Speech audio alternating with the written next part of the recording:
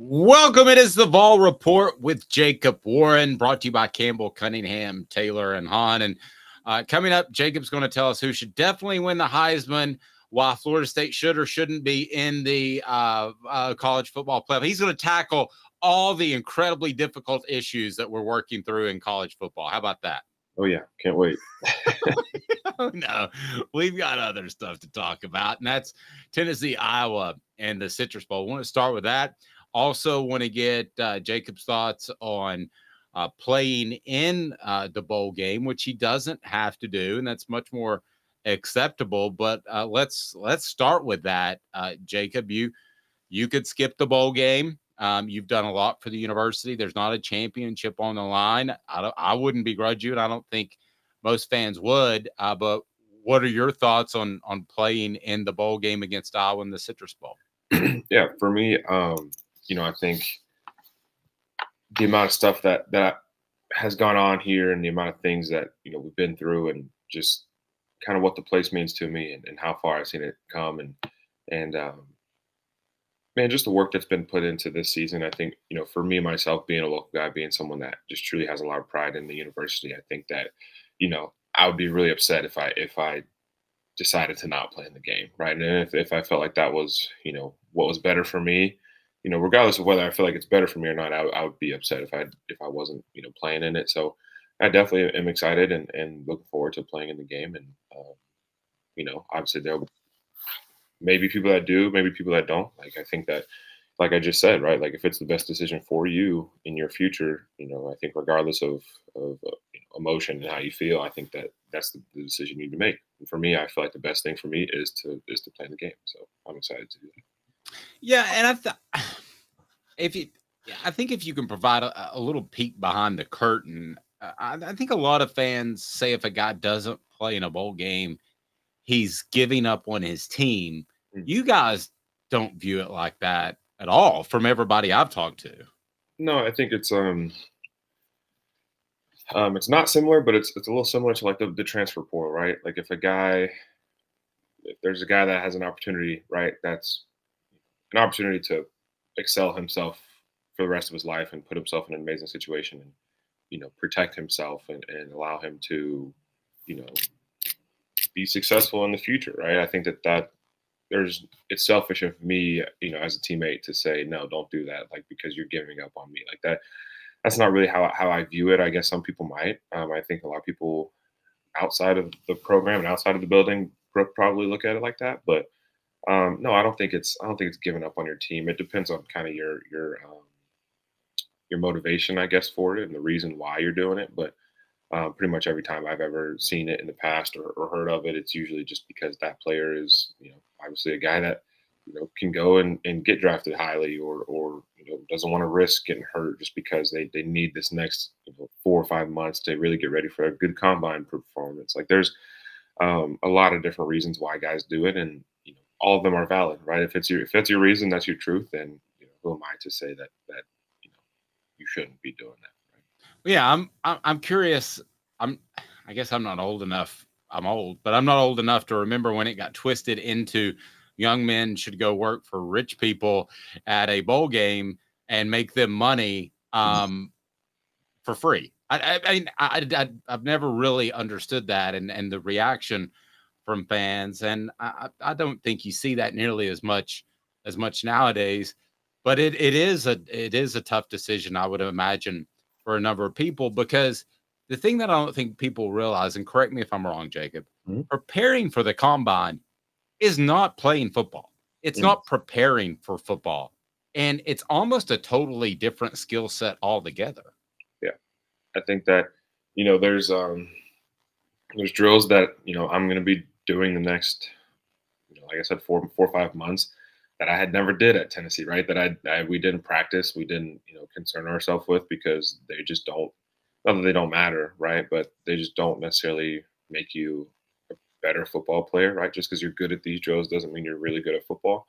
But they do, they do have correlation. They do have a connection in a way of, if I'm running a 40-yard dash, right, it's pretty black and white about how fast I am, right? Like that shows, obviously there's techniques, there's, different parts of the run, right? There's your start, there's your drive phase, there's your flying phase. Like there's a lot of different phases that you talk about whenever you start learning about the actual run.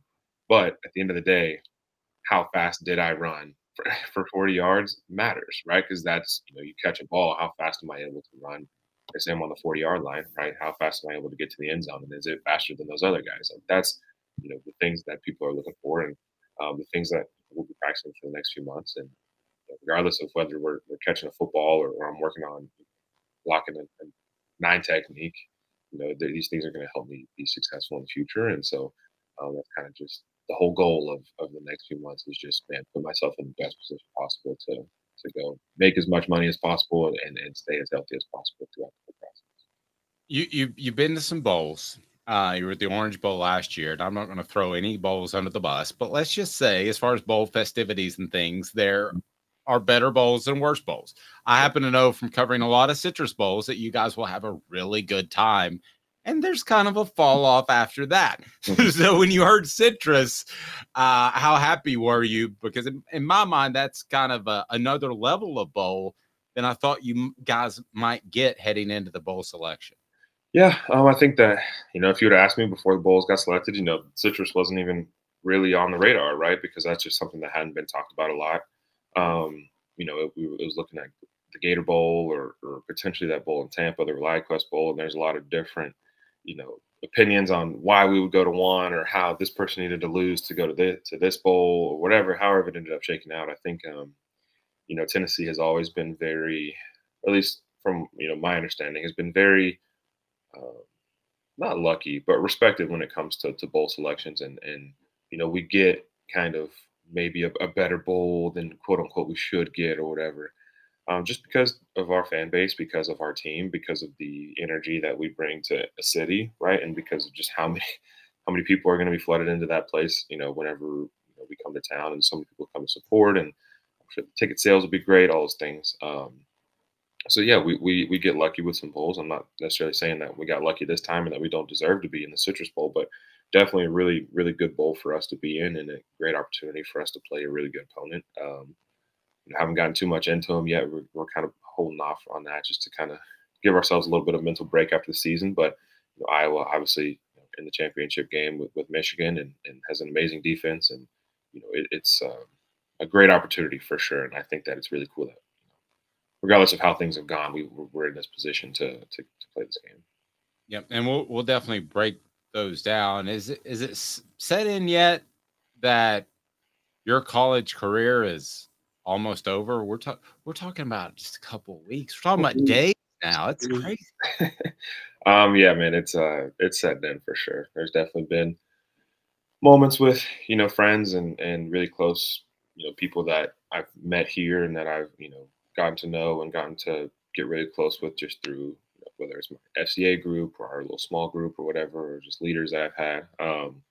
There's been moments when it's like, hey, this probably is the last time, right, that we're gonna get to hang out or be around each other or get to see each other, whatever. And not necessarily something that I'm great at, just emotionally. I'm not very good at not about the fact of just saying goodbye, right, and not being able to see things, not being able to experience things anymore. So definitely been going through the past couple weeks, but man, it's good. It's exciting, and I'm starting to look into the future and start to really look forward to the next steps. And all these people that I meet or that I've known and that saying goodbye to, they have nothing but great things to say about me and the promise that I have in the future, and just my potential and all these things. So it's a very encouraging time. It's sad, but it's definitely good. If you decide to tear up, that's kind of like a touchdown for an interviewer. I can't do it right now. I almost did it when I started talking about the people, because I thought back to those moments whenever, we were emotional, but I brought it back together, so I'm good. Okay, well, I've got a couple more opportunities. The Vol Report with Jacob Warren is brought to you by Doctors Campbell, Cunningham, Taylor, and Haun. Look at me. No glasses, no contacts, and I absolutely love it because it's local vision protection, and they care about me, and they can do cataract surgeries, LASIK. It's absolutely unbelievable. Campbell, Cunningham, Taylor, and Haun. Enjoy life better when you see better. I think a lot of people say this, like for teams that are kind of on the edge of getting into a bowl. Yeah. that, oh, you get those 2 extra weeks of bowl practice. So just kind of out of left field, I was going to ask you, as a young player, do you get more opportunity in those weeks than you might otherwise? Is it a big deal for a program to have a couple of weeks extra practice? It is a big deal. I think it's last couple of weeks that we've had, just like little, whatever it may be, and even the coming weeks, there's going to be times whenever, they're trying to protect the older guys or protect the guys that are playing or not trying to wear out legs and stuff like that. And so a lot of the younger guys get a lot of really good looks and get a chance to just go out there and just play. It reminds me, honestly, a lot of spring ball, right? And spring ball is very much equal opportunity, very much everybody getting coached, everybody, getting chances to go and run our offense, right? Run plays that, we run on Saturdays and, get the looks that, the starters have been getting this whole time. And it's a great opportunity for the starters to, help coach, right? I think that's something that, definitely done a good job of and going to continue to try to do a good job of through the bowl prep is, just trying to help guys like Ethan Davis and all these other younger tight ends that are getting a lot of reps, right? So they're getting more than even they're used to. So they're real tired and they're worn out. And, this is the time whenever you instill like, hey, regardless of how tired you are, like, trust me, we're tired on Saturdays, right? Like this is how it's supposed to be. You need to go operate. You need to go be able to put a drive together and to get the call and line up the right way and just execute. And so this is a great opportunity for all of them to do that.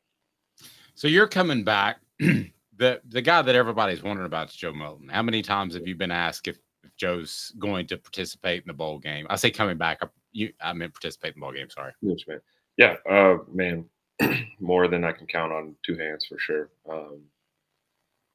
I don't know, dude. It's one of those questions that I seriously just don't know the answer to, and I think that's a good thing, right? I think the only person that should know should be Joe, right? And the people that are closest to him that he's been having these conversations with. And so obviously we'll see here in the next couple of weeks or whatever, whenever you kind of have to make that decision. I don't know when that decision point is, but we'll see. And again, like I said earlier, like if it's either way, right? Like that's what's best for him. Obviously he's thought about it and considered it. And so I'm happy for him if he plays, if he doesn't, man, I know that he's going to do extremely good things. And I know he's done great things here. So obviously just totally supportive of him and his decision. Yeah. And both make sense. It is an incredibly difficult defense. When I look at Joe, and now that we've got time to have a little bit of perspective on the season, I feel like he caught too much of the flack for some of the stumbles along the way. Would you agree with that? Yeah, I think it's the quarterback always will, right? Every single time, whether it's good, they're going to get praised way too much when it's good. They're going to get, drugged way too much whenever it's bad. And so, I think as a quarterback, you embrace that and you accept that. And, that's something that they're super used to, especially in this environment, SEC, big time football. That's going to be the conversation most of the times. But I think he's gotten a lot of negative talk and a lot of bad energy just his way for things that may or may not be his fault. Whether they are or whether they're not, it doesn't really matter, right? I think at the end of the day, like the guy's still an amazing talent and he's still a great quarterback and he's a great guy and he takes a lot, right? And it's unfortunate. Just the expectation and everything of this place is amazing, right? It's great that we're at the point now where 8-4 is looked at as a failure by from a fan's perspective of a quarterback and of a team. That it's looked at that as a failure. So that stinks, but that's also really means we're in the right place and we're in the right direction. And yeah, again, he'll be just fine. I promise. Like he'll be successful and he'll kind of show the people that maybe didn't think highly of him that he is a great talent. He's a good quarterback. So it'll all work out in the end for him. I feel like I know. I think part of the reason that he caught more flack than he probably should have is because a guy named Hendon Hooker was a superstar last year. And I think I know how Hendon Hooker will be remembered 5-10 years from now. How should Joe Milton be remembered 5-10 years from now? I guess it probably depends on what happens. It's weird how, you got, I think back to guys like Alvin Kamara, right? If Alvin Kamara didn't go on to be, I don't want to get this wrong, but maybe rookie of the year. I don't remember. I'm pretty sure he won rookie of the year. Yeah. Rookie of the year, like Pro Bowler, man, leading rusher for the Saints, like all this stuff. If he didn't go on to do that, I don't think people would really even think about how the impact that he had at Tennessee, right? But lo and behold, he was the best running back on that roster, and regardless of how many touches he got, I mean, it just looked different, right? So if Joe goes on to have an extremely successful career in the NFL, I think everybody's going to be extremely high on him and extremely, happy to see him back and all this stuff. And man, truly, when we're not really, not like we're not supposed to, but it's advised to stay off the internet, right? Whenever things aren't going great. But man, I see a lot of comments just supporting Joe and talking about how he, is a good talent and he is a great quarterback and people really appreciate him, really respect him, and think that he's done a great job. So, it's not all hate, right? It's not all negativity. So I think he'll be remembered, man, in a good light. And I think he'll be a guy that people appreciate for sticking around and for giving us all and for truly putting us in a chance to go win a Citrus Bowl, right? I think that's something people are going to think about too, is just the season's going to end great, right? We go 9-4 and win a Citrus Bowl, like still a great season. I think that he'll be, what's the word? Respected and associated with the success that this team had coming off of that, 10-2 regular season with him that everybody's, of course, going to remember. No, I completely agree. I think that's how you took the words right from me. I think he will be remembered that way. One of the guys, and by the way, those that say stay off the internet, don't do that as long as you're on Off the Hook Sports. Click like and subscribe. Turn those notifications on. One guy that I can't imagine being in his shoes would be a guy named Nico. You may have heard of him. For sure. Because he's sitting there in early December and he could be the number one guy here in 3 or 4 weeks. And that to me would be a weird position to be in. How would you describe that? Yeah, definitely. I think you have that conversation of whether Joe comes back or not. You have to have a conversation of what does that look like for Nico, right? What does it look like for our team? And, obviously it makes me smile. I think it's really cool and it's really exciting. And I think that, obviously would love to play with the kid and would love to get the opportunity to have a game with him. But at the same time, I want my quarterback to be there too, right? Like there's this double-edged sword. And I know, man, Nico will be ready for it. I know he'd be prepared for it, and everybody would rally around him and be happy for him. But again, same time as Joe's back there, then let's go, right? Like it's either way, man. We're in a great situation and we're ready to go attack it. You told me recently that Nico had put on about 20 pounds, and that was a question about him coming out of high school. So he showed up on campus about a year ago for bowl practice. Not just the weight, but how much has he developed and changed as a player in that calendar year? Yeah, he's always had this very calm, West Coast, mellow, just vibe about him, right? Never super loud, never super, obnoxious or anything like that, right? Not just very, I guess, mature and composed for his age. And, I think that that's kind of carried on throughout his development. I think he's done a much better job of, at least from what I can see, right? Like just the things that I witness. His scramble ability is kind of insane, just the way he's able to move around the pocket and extend plays. And there's obviously been times in games whenever we've seen that, live, but something that has really impressed me is that, man, he'll run around in practice and make throws on the run, and whether they're spot on or not, right? They're throws that not many people can make, and so I think that that's part of his game that I've definitely seen kind of come along. I'm sure it's been there the whole time, right? But there's just something that I've definitely noticed over the past year that he's been here. It's always great to visit with Jacob Warren. The Vol Report with Jacob, brought to you by our friends, Doctors Campbell, Cunningham, Taylor, and Haun. LASIK, cataract surgery, and the individual eye locations as well for your regular eye checkups. They can take care of you. Doctors Campbell, Cunningham, Taylor, and Haun. Go to ccteyes.com, ccteyes.com. For Jacob Warren, I'm Dave Hooker. This has been a presentation of Off the Hook Sports.